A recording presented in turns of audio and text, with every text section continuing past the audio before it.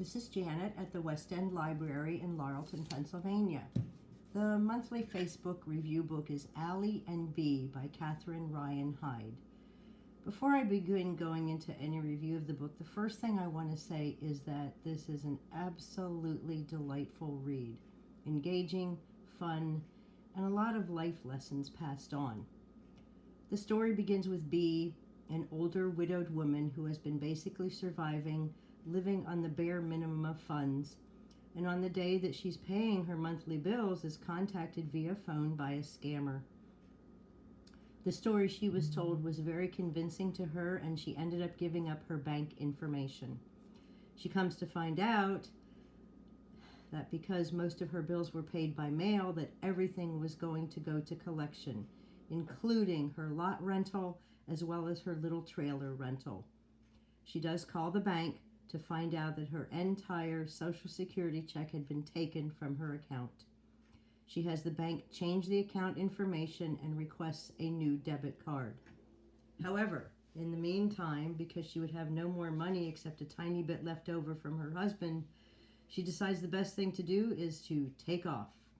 She moves basic clothing and a recliner into an older panel bakery truck that her deceased husband had used for deliveries, and her cat into the truck. She begins driving, really having no destination in mind, just to get as far away as possible from the trailer park in which she had been living. Having no living relatives but one close friend, she does store a few things at her friend's house.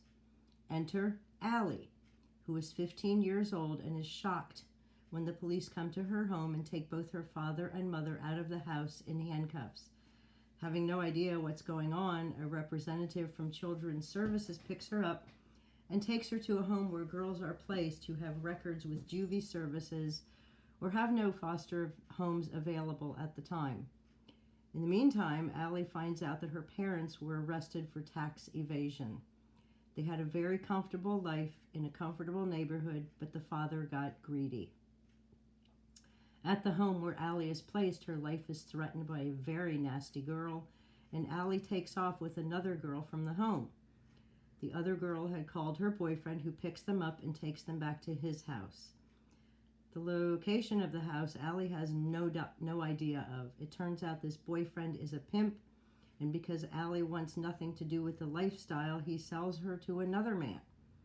She was able to escape this man, and when she does, she runs right in front of Bee's van, who happens to be passing by. So the story begins. Bee not wanting any company, and Allie needing someone to get her away from where she was headed with this man. Their relationship borders on hostility at first, but as the days pass, they begin to warm up to each other and actually begin to enjoy each other's company. Bee had no children or grandchildren, and Allie was in need of Bee's help and company. What started out as an aimless road trip soon turned into an adventure, traveling up the west coast of California and making stops at different points of interest. Their nights were spent sleeping in the van, and they would park the van wherever they could to avoid campground fees. Eventually, authorities find Allie due to her having run away from protective services and returns her to native area of California. Allie is hoping Bee had found her or followed her back to her original area of California. Both people, Bee and Allie, find that they were able to teach each other life lessons, which forms an even closer bond between them. I would highly recommend this charming story that will give you hope, not only about friendship, but hope about all the ways people helped them on their adventure.